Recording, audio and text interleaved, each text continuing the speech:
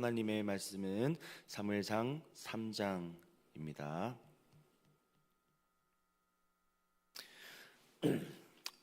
저와 여러분 교독하도록 하겠습니다. 제가 먼저 읽겠습니다. 아이 사무엘이 엘리 앞에서 여호와를 섬길 때에는 여호와의 말씀이 희귀하여 이상이 흔히 보이지 않았더라.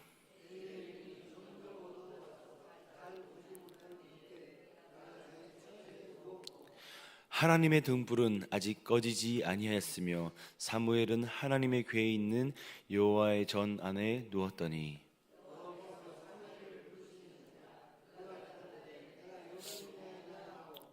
엘리에게로 달려가서 이르되 당신이 나를 부르셨기로 내가 여기 있나이다 하니 그가 이르되 나는 부르지 아니하였으니 다시 누우라 하는지라. 그가 가서 누웠더니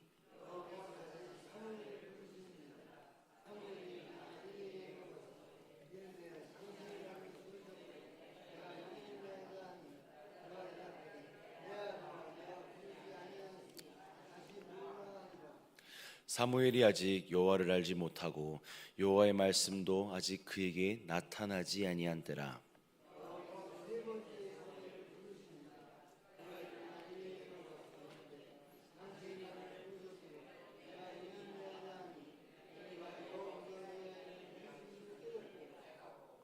엘리가 사무엘에게 이르되 가서 누웠다가 그가 너를 부르시거든 내가 말하기를 여호와여 말씀하옵소서 주의 종이 듣겠나이다 하라 하니 이에 사무엘이 가서 자기 처소에 누우니라.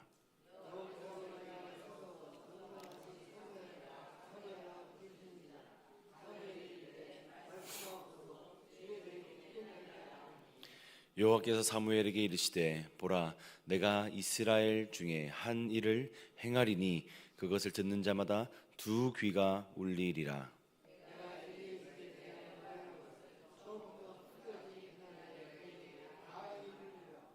내가 그의 집을 영원토록 심판하겠다고 그에게 말한 것은 그가 하는 죄악 때문이니 이는 그가 자기의 아들들을 저주를 자청하되 금하지 아니하였음이니라.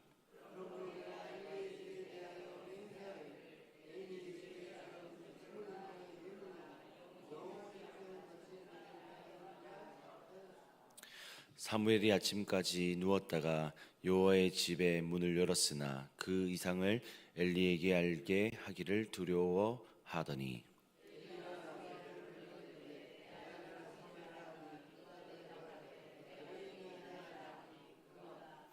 이르되 내가 무엇을 말씀하셨느냐 청하노니 내게 숨기지 말라. 내게 말씀하신 모든 것을 하나라도 숨기면 하나님이 내게 벌을 내리시고 또 내리시기를 원하노라 하는지라.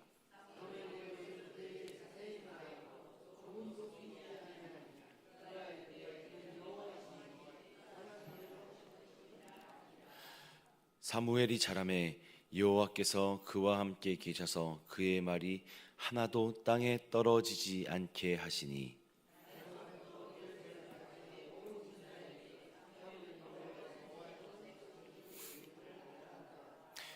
다 함께 읽겠습니다. 시작. 여호와께서 실로에서 다시 나타나시되 여호와께서 실로에서 여호와의 말씀으로 사무엘에게 자기 백성을 아멘.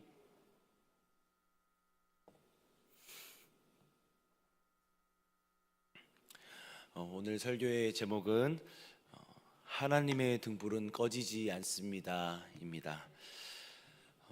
사사기 시대가 끝나고 이스라엘 역사에서 가장 어두웠던 시대를 저희가 살펴보고 있습니다. 사사기 지금 이제 사무엘상이 있었던 이 시기 사사기의 끝 마지막 문장을 혹시 기억하십니까? 사사기 끝의 마지막 문장은 그때에 이스라엘의 왕이 없으므로 사람이 각기 자기의 소견에 오른 대로 행하였더라로 마침을 맺습니다. 왕이 없었고 기준이 없었고 방향이 없었습니다. 말 한마디로 각자 자기 소견대로 살았습니다. 하나님의 말씀이 기준이 아니었습니다. 그들은 이스라엘 백성이고 누구보다도 사실 하나님의 말씀을 잘 따라야 하는데 하나님의 말씀이 기준이 아니고 내가 기준이었습니다. 내 생각과 내 감정이 기준이었습니다. 그러니 어떻게 되었겠습니까? 사람마다 다 자기가 옳다고 하는 방향으로 걸어갔습니다. 그 말은 즉슨 이렇게 걸어가게 되면 공동체가 무너지고 하나님의 백성이라는 정체성이 그들에게 흔들리기 시작한 것입니다. 그 시대의 끝자락에 이 사무엘 상이 시작이 됩니다. 그리고 그 시대를 이끌어야 했던 사람들이 오늘 우리가 함께 살펴본 엘리와 그 아들들이었습니다. 사실 굉장히 어두웠던 시기, 영적으로 굉장히 힘들었던 시기이기 때문에 엘리와 그 아들들은 누구보다도 하나님의 말씀을 기준으로 삼고 하나님의 말씀대로 살아가야 했습니다.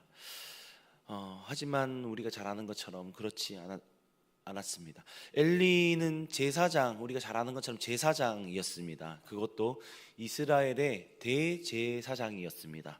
오늘로 치면 정말 가장 크고 또 유명한 담임 목사님, 우리가 정말 존경할 만한 그런 영적 지도자, 이런 사람의 위치에 서 있는 사람입니다.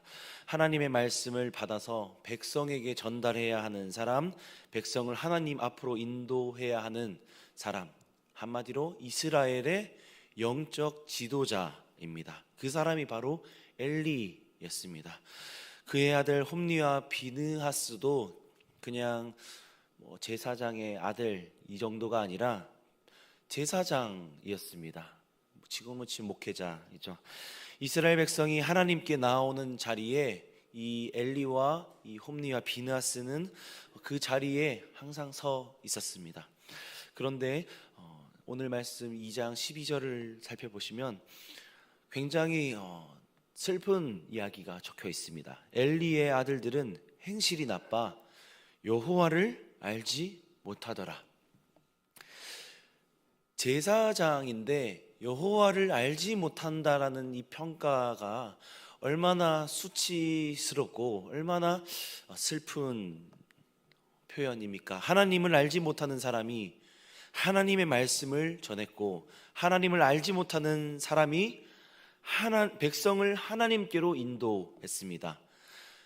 하나님을 알지 못하는데 그 설교가 어떻겠습니까? 또 그 예배가 어땠을까요?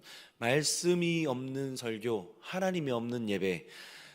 백성들은 성전에 나왔고 제사를 드렸습니다. 그런데 하나님을 만나지 못했습니다. 형식도 있었고 종교도 있었고 그런데 단 하나 하나님이 없었습니다.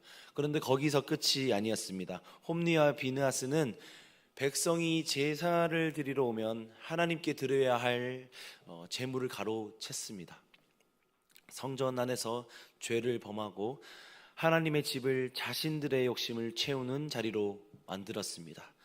지금으로 치면 이렇게 여기 있는 헌금을 가지고 간다든지 아니면 바깥에 이제 1부 예배, 2부 예배 끝나고 나면 이렇게 헌금 제수하는데 헌금 바구니를 제수부에 가져다 주지 않고 그냥 돈을 훔친다든지.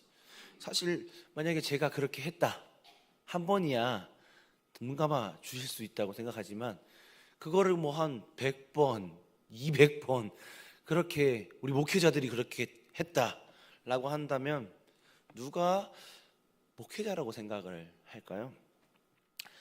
홈니와 비느하스가 그런 일들을 서스름없이 저질렀는 것입니다.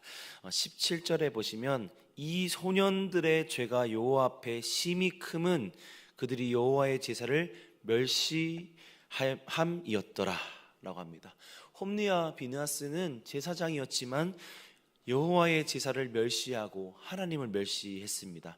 그 모습을 보면서 백성들은 어떤 생각을 했을까요?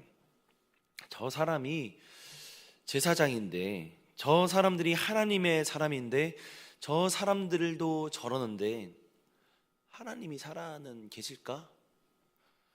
하나님이 정말 있기는 한가? 하나님을 믿는다는 것이 무슨 의미일까? 우리가 왜 한국 드라마나 이런 거 보면 막 악인들을 보면 이런 이야기를 하잖아요.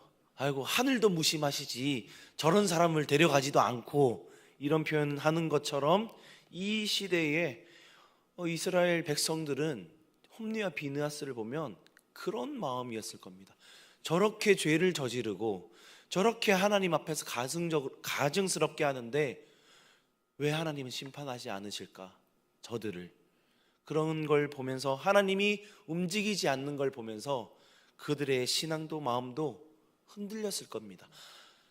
저렇게 하면서 하나님의 말씀을 뻔뻔하게 전하는데 하나님 살아계시기는 할까? 하나님 정말 있기는 할까?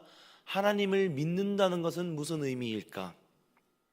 그런 자들 밑에서 누가 하나님을 찾으러 나오고 누가 말씀 앞에 서려 하겠습니까? 또 누가 진심으로 예배를 드리려고 하겠습니까? 지도자의 타락은 백성의 영혼을 어둡게 합니다. 한 사람의 지도자가 무너지면 그 아래 수많은 사람들의 신앙이 함께 흔들립니다. 그것이 얼마나 무서운 일인지 이 본문이 보여주고 있는 것입니다. 그리고 더욱 심각한 것은 홈리와 비느하스가 그럴 수 있습니다. 하지만 더욱 심각한 것은 엘리는 그냥 제사장이 아니라 대제사장이었습니다. 그 시간을 다 겪어 갔을 거고, 여러 가지 산전수전을 다 겪고 실수와 바른 것이 무엇인지 판단할 수 있었을 것입니다. 하지만 엘리는 그 모든 것을 알고 있음에도 불구하고 침묵을 했습니다.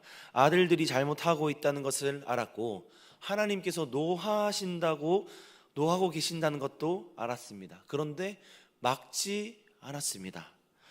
하나님이 막지 않는 엘리에게 직접 말씀을 하셨습니다. 2장 29절에 이렇게 적혀 있는데, 내 아들들을 나보다 더 중히 여겨. 하나님보다 아들들을 더 중요하게 생각을 했습니다. 하나님의 영광보다 가족의 평안을 더 중요하게 생각했습니다.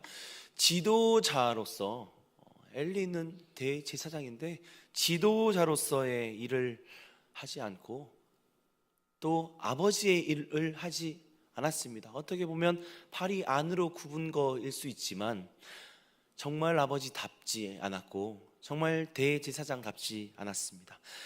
말해야 할 때 침묵을 했고 세워야 할 기준이 있었는데 내려놓았습니다. 그래서 성경은 이렇게 평가합니다. 엘리의 눈이 점점 어두워 가서 잘 보지 못하는 그때에 라고 이 엘리를 평가합니다. 눈이 어두워졌습니다. 눈이 어두워졌다는 것은 단순히 육신의 눈만 어두워졌다는 것이 아니라 영적으로 보아야 할 것들을 보지 못했습니다. 분별해야 할 것을 분별하지 못했고 들어야 할 하나님의 음성을 듣지 못했습니다. 이것이 바로 그 시대의 모습이었습니다. 홈리와 비느하스, 엘리만 문제가 있다라고 표현하는 게 아닙니다. 대표성을 띄었고 그 시대에 너무나도 많은 제사장과 또 지도자들이 타락을 했다. 정말 백성들이 하나님 앞에 나아갈 이유와 명분과 구멍을 찾지 못했다. 제사장도 저러는데 누굴 믿을 거야? 라는 그 다 부서진 마음과 어디서부터 회복을 해야 할지 모르는, 그럼 홈리를 비느하스를 자르고 엘리를 자른다고 해서 그런 일들이 멈췄을까요? 또 다른 홈리가 있고 또 다른 비느하스가 있고. 그래서 성경은 평가를 한 것입니다. 각기 소견대로 행했고 말씀이 없었다, 말씀이 희귀했다 라고 평가하는 것입니다. 왜냐? 다 타락했으니까. 성전도 있었습니다. 또 목회자도 있었고, 하지만 말씀이 희귀했다라는 표현을 성경이 잘 기록하지는 않습니다. 근데 그만큼 어두웠다라고 평가합니다. 예배당은 있는데 하나님이 없는 것 같습니다. 이게 얼마나 슬픈 이야기입니까? 종교는 있는데 말씀이 없었습니다. 이보다 슬픈 이야기는 더 이상 없습니다. 만약에 이게 우리의 시대에 일어난 일이며 우리의 영적인 상태라고 한다면 어디에 소망이 있겠습니까? 하지만 이런 시대에, 이런 말도 안 되는 어두운 시대에 태어난 것이 바로 사무엘이었습니다. 이것이 바로 사무엘이라는 인물이 태어난 시대의 배경이고 굉장히 어두운 상황이었습니다. 그런데 이러한 상황 속에 한 가지 멈추지 않으신 분이 있었습니다. 생각해 보십시오. 홈리와 비느하는 타락을 했고 엘리마저 눈이 어두워졌습니다. 말씀은 희귀해졌고 이런 시대에 백성들은 질문을 했을 것입니다. 우리는 어디로 가야 하나? 우리는 어떻게 해야 하나? 하나님의 사람이라고 믿었던 사람들이 무너졌고 말씀을 전해야 할 사람들이 하나님을 알지 못했고 앞이 보이지 않았고 어디로 가야 할지 누구를 믿어야 할지 몰랐습니다. 이럴 수 있지 않겠습니까? 사실 이것은 그 시대만의 이야기가 아닙니다. 신앙생활을 하다가 보면 사람에게 실망할 때가 있습니다. 존경했던 목회자에게 실망을 할 수 있습니다. 함께 걸어갔던 동역자에게 또 실망을 할 수 있습니다. 오랫동안 믿었던 사람이 무너지는 것을 눈앞에 볼 수 있습니다. 우리가 알고 있는 정말 걸출한 목회자들도 보면 무너지는 것을 허다하게 우리가 볼 수 있고 그 인생 끝에 성경 인물들도 마찬가지입니다. 성경 인물들은 하나같이 다 쓰임을 받았는 것 같지만 다윗과 같은 경우에도 그렇게 하나님의 마음에 합한 자라는 이야기를 들었지만 그의 인생의 말에 또 중반에 그가 저지른 것들을 보면 인간은 완벽하지 않다, 완전하지 않다. 사람은 언제나 실망을 줄 수 있고 아무리 훌륭해 보이는 사람도 아무리 오랜 믿음 생활을 한 사람도 결국 성경이 말하는 것은 또 우리의 신앙생활을 하면서 도달해야 될 지점은 사람이다입니다. 그는 하나님이 아니라 사람이다. 넘어질 수 있고 실수할 수 있고 무너질 수 있습니다. 그 실망이 쌓이면 사실 어디로 가야 할지 신앙의 방향을 우리는 잃어버리게 됩니다. 그런데 오늘 이 말씀이 우리에게 무엇을 말하고 있느냐? 하나님은 그 백성들을 포기하지 않았다는 것입니다.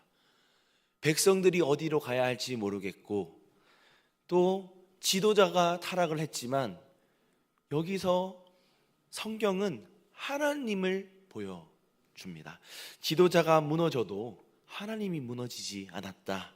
제사장이 타락해도 하나님이 타락한 것이 아니다. 말씀이 회개해져도 하나님은 사라지지 않았다. 그리고 성경은 그것을 등불이라는 표현을 사용합니다. 하나님의 등불은 아직 꺼지지 아니하였으며 라는 표현을 성경을 합니다. 여러분, 등불이라는 표현을 왜 굳이 사용하였을까요?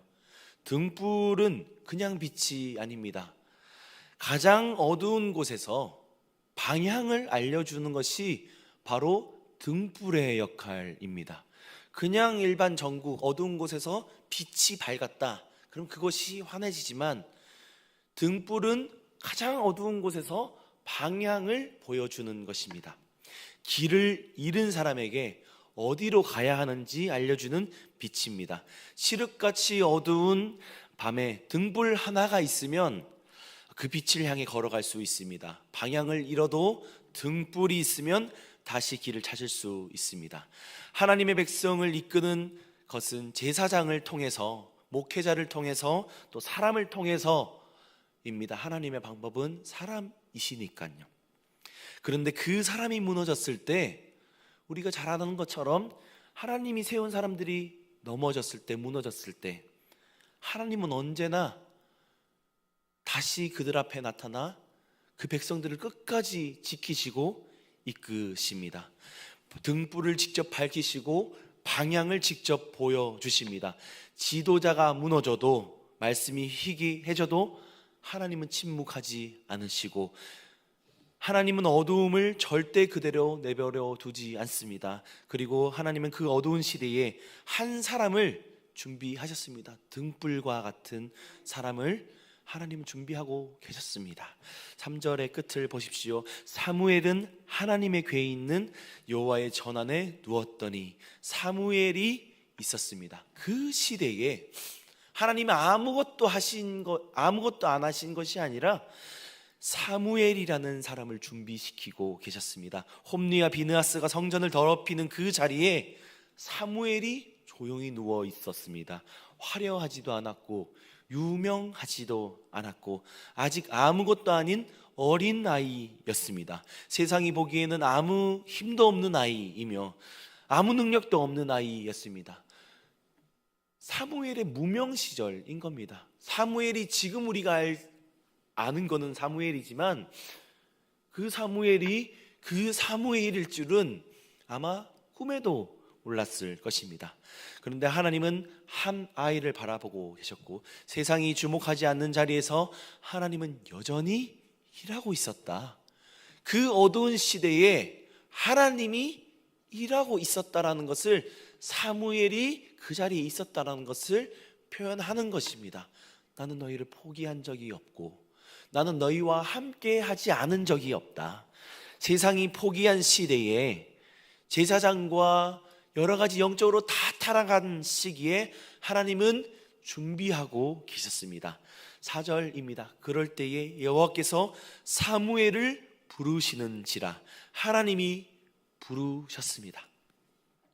단순히 불렀다는 것이 그냥 부르심이 아닙니다. 우리가 보셨던 것처럼 이 시대는 말씀 자체가 희귀했었던 시기입니다. 말씀이 들리지 않았던 시기고 말씀이 없었다라고 평가할 만큼 메말랐던 시대에 하나님이 너무나도 강력하게 사무엘을 부르십니다. 제사장이 타락한 시대에 하나님이 새 사람을 세우시고 어두움이 가장 짙었던 그 시대에 하나님의 등불을 밝히셨습니다. 그 등불이 바로 사무엘입니다. 하나님은 어둠을 그냥 내버려 두지 않으셨고 사람을 통해 다시 한번 회복시킵니다. 민족의 정말 대표성을 띠고, 여러분들 아시는 것처럼 하나님은 사무엘을 통해서 그 어두웠던 시대를 종결시켜 가십니다. 사무엘을 통해 다시 말씀이 흐르게 하십니다. 사무엘을 통해 이스라엘이 다시 방향을 찾았습니다. 하나님은 멈추신 적이 없고 멈추시지도 않습니다. 하나님 이스라엘 백성에게 그것을 말씀하고 싶었던 것입니다. 사람을 바라보는 것이 아니라 나는 여전히 일하고 있고 나는 여전히 역사하고 있다. 그리고 이것이 바로 하나님께서 일하는 방식입니다. 하나님은 언제나 가장 어두운 시대에 가장 예기치 못한 사람을 통해 일하십니다. 아무도 주목하지 않는 자리에서 하나님은 이미 준비하고 계십니다. 세상이 절망할 때 하나님은 이미 다음을 보고 계십니다. 말씀을 정리하겠습니다. 하나님의 등불은 꺼지지 않는다. 제가 이 말씀을 보는데 너무나도 은혜가 되었습니다. 지금의 시대를 바라보면 사람들이 많이 떠나고 또 다음 세대 아이들이 하나님을 사랑하지 않고 또 왜 가야 하냐, 또 많은 부모님들과 이제 상담을 하고 이야기를 해보면 굳이 성경학교를 가야 되나요? 수련을 가야 하나요? 그럼 우리 아이들 인생을 누가 책임져 주나요? 사실 10년 전, 20년 전만 해도 그런 이야기가 자연스럽지는 않았습니다. 너무 죄송합니다, 보내지 못해서 라는 이야기가 있지만 지금은 당연히 안 가는 게 맞지 않나? 라는 이야기가 너무나도 자연스러울 만큼, 또 성경을 많이 읽지 않는 이 시대, 내가 입맛대로 영상을 보면 내가 좋아하는 목회자가 있고 내가 좋아하는 주제가 있고 내 힘든 상황에 딱 맞는 거 검색해서 방법을 찾고, 마치 말씀은 넘치지만 말씀이 희귀한 시대를 살아가는 것 같은, 옛날에는 유튜브도 없고 진짜 성경책 하나만 읽고 찬양 PPT도 나오지 않고 성경책도 귀에서 그것을 외워서 읽고 또 그 한 말씀을 너무나도 소중하니까 손에 적어서 읽고 다니고, 말씀이 그렇게 매체를 통해서 적었을 때는 하나님의 말씀이 너무 풍부하고 내 마음 가운데 그 말씀이 너무너무 달았는데, 이렇게 말씀이 풍족한 시대에 마치 다 각기 소견에 오른 대로 행동하는 것 같은, 또 다음 세대가 계속 떠난다라고 하는 이 어두운 시대에 같은 이런 시대에 하나님이 마치 저에게 이야기해 주시는 것 같습니다. 나의 등불은 꺼지지 않는다. 그때나 지금이나 나는 여전히 등불을 켜고 함께하고 있다. 하나님은 아무리 어두운 시대에도 포기하지 않으십니다. 홈리와 비느하스가 타락했어도 포기하지 않으셨습니다. 엘리가 눈이 어두워져도 포기하지 않으셨습니다. 말씀이 희귀해진 그 시대에도 포기하지 않으셨습니다. 하나님은 자신의 백성을 구원하시기 위해 결코 멈추지 않으신 분이십니다. 그리고 하나님은 그 구원의 방법으로 언제나 사람을 세우십니다. 그 어두운 시대에 사무엘을 세우셨습니다. 아무도 주목하지 않는 자리에 그 어린 아이를 부르셨습니다. 사무엘은 그 부름에 응답했습니다. 그리고 다시 말씀이 흐르기 시작했습니다. 이스라엘이 다시 방향을 찾았고, 방향을 찾았던 이스라엘이 회복되기 시작했습니다. 백성들이 다시 하나님을 기뻐하기 시작했고, 그 어두운 시대의 끝에 다윗이라는 인물이 나타나면서 정말 바지가 내려갈 정도로 하나님을 다 같이 기뻐하며 다시 한번 하나님을 찬양했었던, 하나님의 그렇게 사무엘이라는 한 사람, 이 하나님께 응답했을 때에 공동체가 살아났고, 하나님 한 사람이 하나님 앞에 섰을 때에 어두웠던 시대에 빛이 들어왔습니다.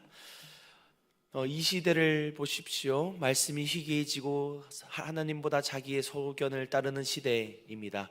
각자 자기의 기준대로 살아가는 시대입니다. 방금 말씀드렸던 것처럼. 그런데 하나님은 결탄코 등불을 끄지 않으셨습니다. 이 시대에 하나님은 무엇을 하실까?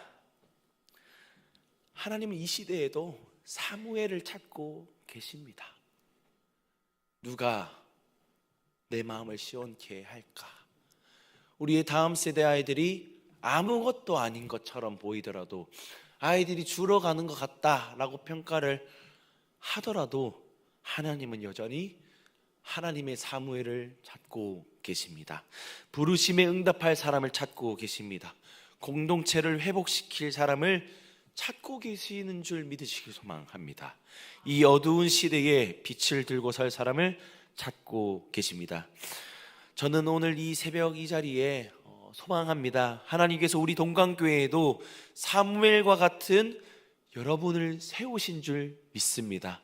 여러분의 이 자리에 있으신 것, 이 새벽의 자리를 지키고 계신 것, 하나님이 부르신 것입니다. 이 동광교회를 밝히기 위해, 우리의 공동체를 밝히기 위해 하나님께서 부르신 것입니다.